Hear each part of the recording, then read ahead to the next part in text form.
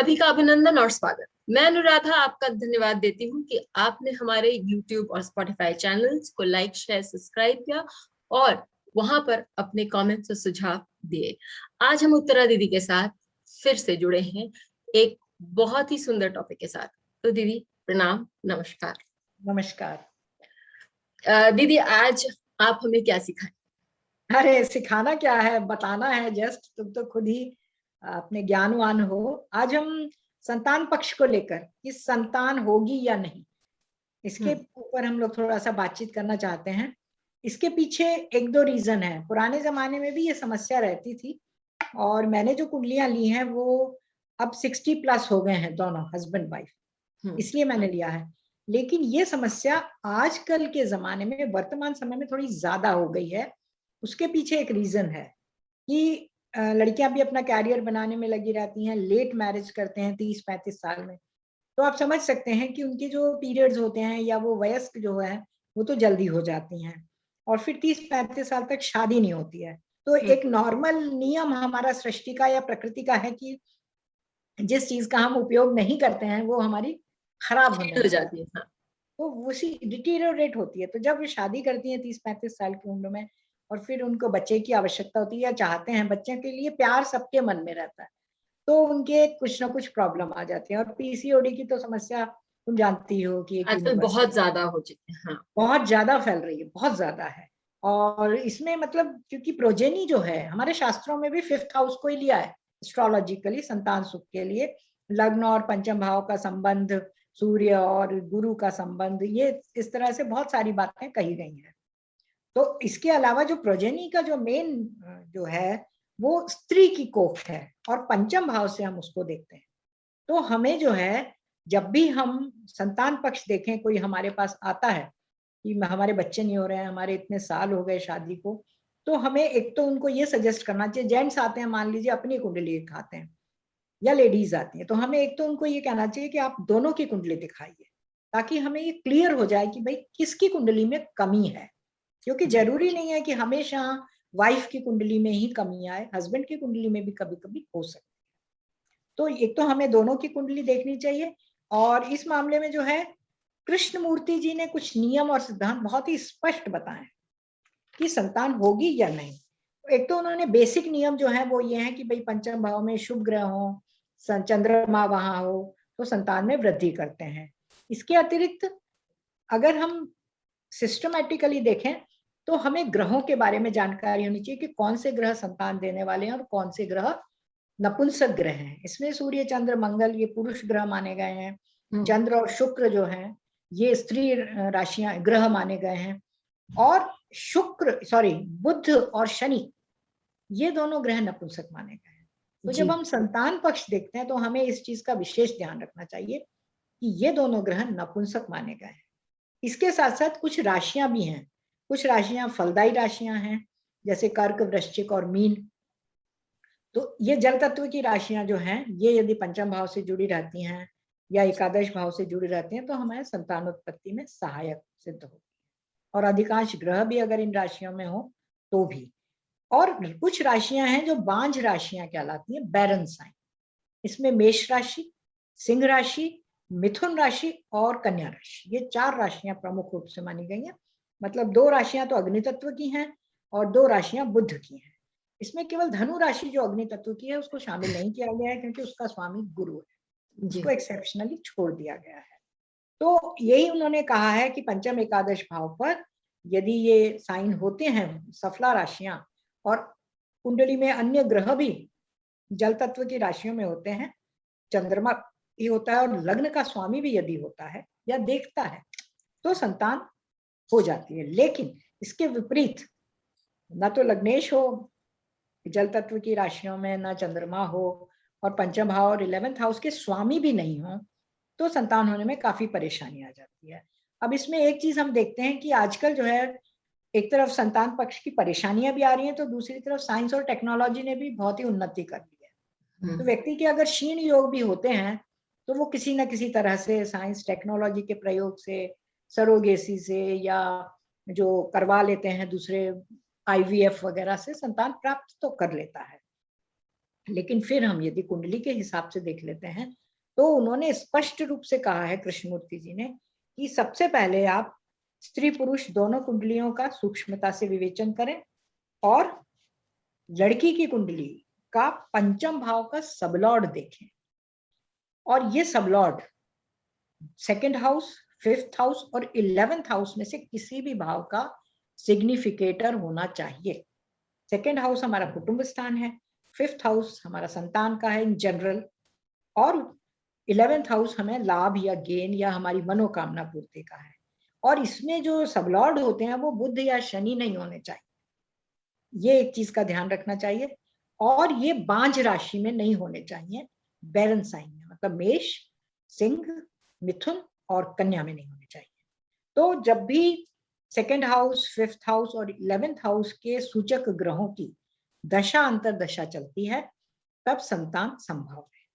अब किसी कारणवश किन्हीं के कंसीव करा वाइफ ने, मान लीजिए उनके संतान योग हल्के थे लेकिन उनके अबॉर्शन हो गया, तो अबॉर्शन के बाद हम ये कहेंगे कि क्योंकि वो अबॉर्शन फर्स्ट हो गया उनका अटेम्प्ट, तो सेकेंड अटेम्प्ट के लिए 7th हाउस का सबलॉर्ड देख के उसके द्वारा हम 2, 5 और 11 में से किसी का भी सिग्निफिकेटर होना चाहिए, और बुध और शनि नहीं होना चाहिए। इसके अतिरिक्त राहु केतु भी जो है अबॉर्शन के कारक बनते हैं।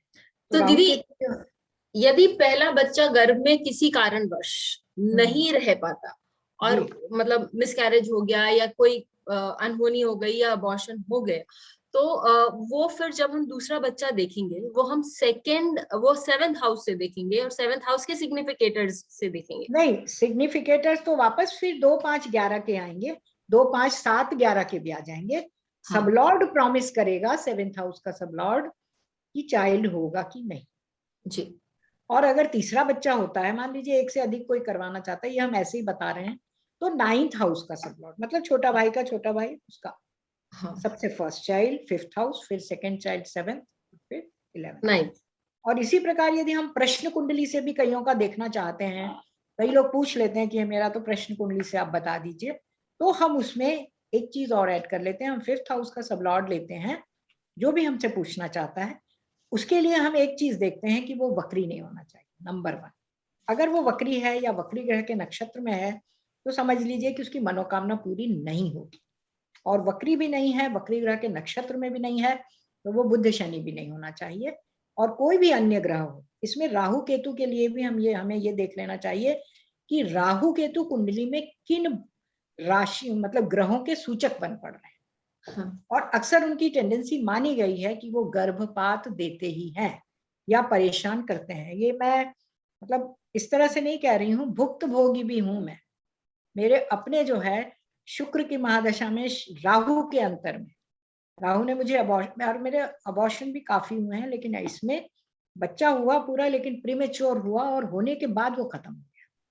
मतलब राहु, फिर मैंने बाद में जब ये ज्योतिष जो है वो मैंने बाद में पढ़ा है, तो मैंने जब बाद में पढ़ा तो अपने कुंडली को ही एनालिसिस किया, तब मैंने देखा कि इसके पीछे क्या कारण रहा, और दूसरे जो कारण रहे वो रहे हेल्थ इश्यूज, लेकिन राहु का उसमें प्रमुख रोल रहा।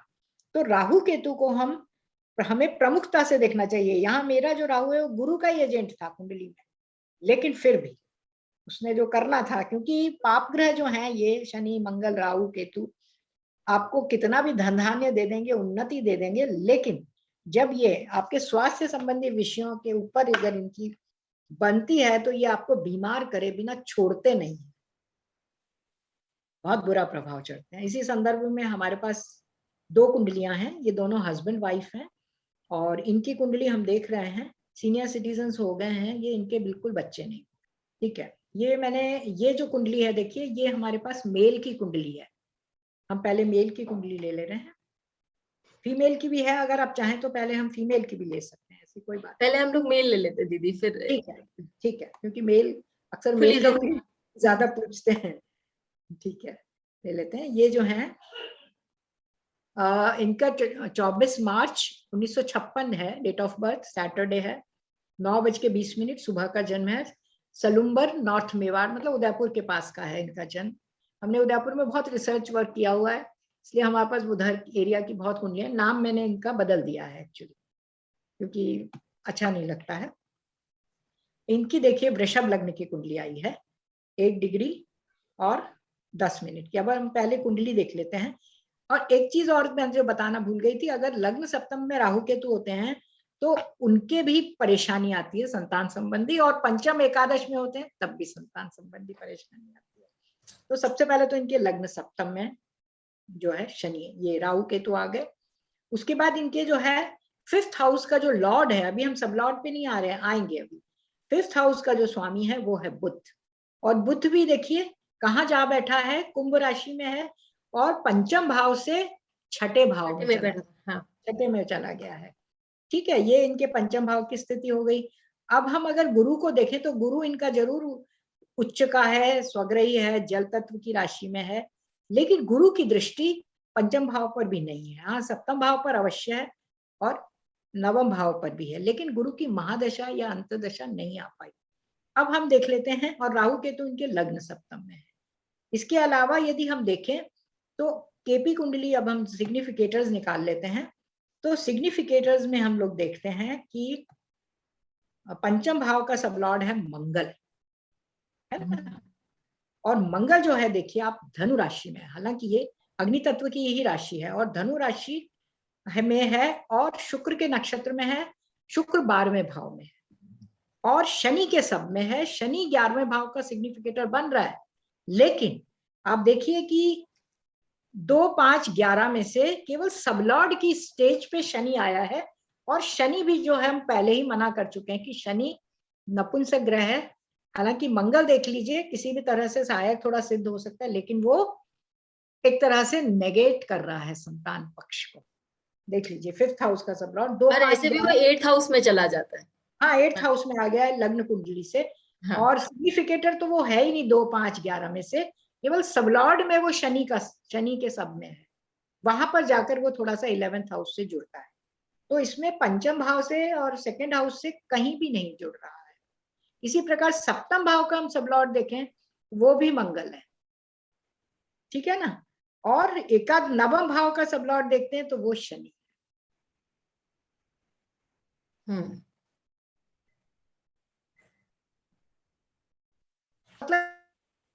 मतलब मैंने इसकी बारीकी से देखा तो मुझे समझ में आ गया कि कृष्णमूर्ति जी ने जो नियम बनाया है, मतलब और नक्षत्रों के आधार पर जो लिया है, वो कहीं भी मतलब गलत साबित नहीं होते। ये अभी 65 ईयर्स के हैं, बचपन में शुरू में इनकी शुक्र की महादशा चली, फिर सूर्य की आई। सूर्य भी देख लीजिए आप, सूर्य जो है इनका 5th हाउस से जुड़ा हुआ है, लेकिन सिग्निफिकेटर्स के अभाव में, और सूर्य जो है हालांकि मीन राशि में है, लेकिन सिग्निफिकेटर्स के अभाव में, या इनकी वाइफ का फेवरेबल टाइम नहीं चला होगा, इसलिए उस समय संतान नहीं हुई ये चीज। फिर चंद्रमा का अंतर आया, चंद्रमा बिल्कुल सहायक सिद्ध नहीं हो सकता है। अब हो सकता है कि सूर्य की महादशा में इनकी शादी ही ना हुई हो, क्योंकि मुझे इतना डिटेल में पता नहीं है। 84 तक 56 का इनका जन्म है, तो 78 में शुक्र हुआ, तो समझ लीजिए आप कि 22 साल के तो ये शुक्र की महादशा में रहे, और 22 से 28 तक ही ये सूर्य की महादशा। तो हम यही कह सकते हैं कि सूर्य की महादशा में, क्योंकि ये 28 साल की उम्र ही थी, तो हो सकता है इनका विवाह ही ना हुआ। हाँ। फिर चंद्रमा इनका फेवरेबल नहीं हुआ, मंगल फेवरेबल नहीं हुआ, और राहु से तो हम अपेक्षा कर ही नहीं सकते, क्योंकि राहु भी देख लीजिए कहीं भी नहीं जुड़ रहा है, लग्न, केवल हाँ। से जुड़ रहा और है। लग्न सप्तम पर आपने बताया भी है कि लग्न सप्तम पर यदि राहु रहे तो हो हाँ, सकता है। तो वो भी परेशानी के कारण बनते हैं। इनका तो लग्न का सबलॉर्ड भी राहु ही है ना। और क्या कर सकते हैं। अब इनकी वाइफ की कुंडली पे हम आ जाते हैं। इनकी वाइफ जो है, ये वाइफ की कुंडली है इनकी, ये कुंभ लग्न की कुंडली है। वो वृषभ लग्न की थी, ये कुंभ लग्न की कुंडली है।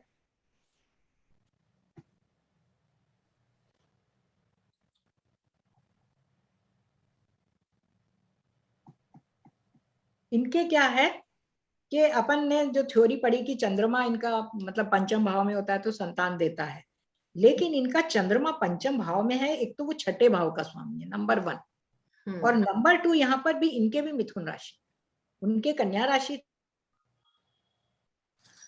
अष्टम भाव की स्वामिनी भी है बुध, और बुध को हम पहले ही नेगेट कर चुके हैं कि बुध हमारे लिए सहायक सिद्ध नहीं होता। इसके अतिरिक्त जो है गुरु भी इनका जो है तुला राशि में है, और ये भी राहु के नक्षत्र में। अच्छा। और इनका जो बुध है, चलो ठीक है, लेकिन बुध भी सिंह राशि में है, शुक्र भी सिंह राशि में है। एक तरह से सिंह राशि जो है, हमने पहले ही आपको बताया कि बैरन साइन है। अब इनके आगे हम चलते हैं, केपी वाली कुंडली निकाल लेते हैं एग्जैक्टली। अब आ गया इनकी, देखिए 5th हाउस का सबलॉर्ड इनका बुध आ गया जी, और बुध जो है वो 6th हाउस में ही है। अगर हम ऐसे मोटा मोटा चार्ट देखते हैं तो चंद्रमा वहां आया था, लेकिन चंद्रमा भी 4th हाउस में चला गया, मतलब नेगेशन हाउस में। 5th हाउस का नेगेशन हाउस है 4th हाउस। एक चीज और हम देखते हैं कि 4th हाउस, 10th हाउस और 12th हाउस, ये जो हाउस है ये नेगेट करते हैं, मतलब संतान को, छठा और 12वां। तो ये चंद्रमा भी इनका वहां चला गया है, और 5th हाउस का सबलॉर्ड जो है वो बुध हो गया है, और बुध सिंह राशि में आ गया। सोचिए, मतलब इनकी कुंडली और ज्यादा खराब हो गई है एक तरह से।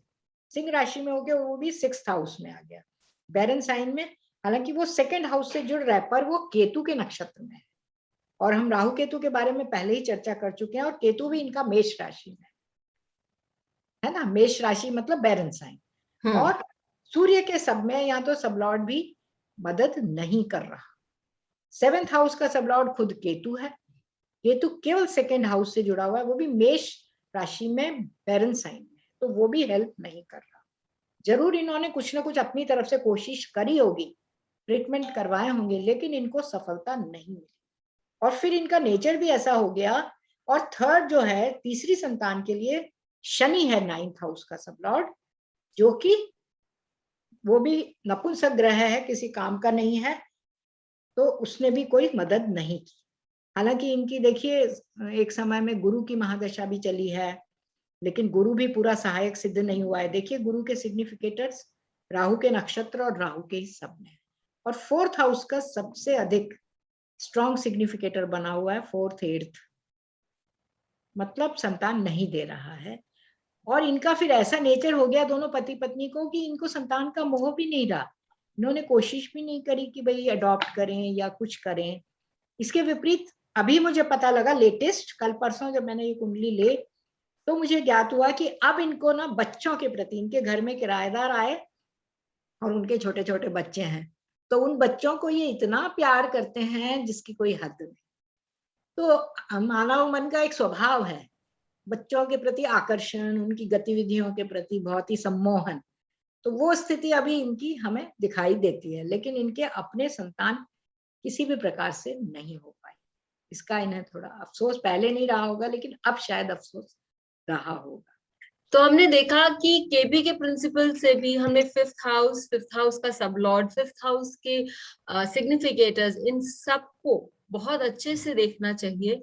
और यदि वो सहायक बनते हैं बच्चों के लिए तब तो बहुत अच्छी बात है, नहीं बनते हैं और दशाएं भी आपकी विपरीत जाती है तो शायद आपको कुछ मुश्किल हो। लेकिन आस तो किसी को भी नहीं छोड़नी चाहिए, कहीं ना कहीं कोई ना कोई, क्या पता आपको डिवाइन इंटरवेंशन भी हो। जैसे हमने दीदी के केस में देखा कि उनके खुद के बच्चे नहीं थे, मतलब दीदी ने जिनके बारे में बताया उनके खुद के बच्चे नहीं थे, लेकिन जो किराएदार आए उनके बच्चे थे, तो उनको उन्होंने बहुत अच्छे से किया क्योंकि उनका गुरु बहुत अच्छा था। तो इसके लिए उन लोगों ने उनका बहुत अच्छे से मान किया या प्यार आदर किया। अपने चार्ट्स में गुरु का भी जरूर चेक बहुत करिए। महत्व है, गुरु बहुत महत्वपूर्ण है। तो गुरु की स्थिति भी हमने इसीलिए कुंडलियों में देखी। और एक चीज मैं और बता दूं कि संतान होना एक अलग बात है और संतान सुख की प्राप्ति होना दूसरी बात है।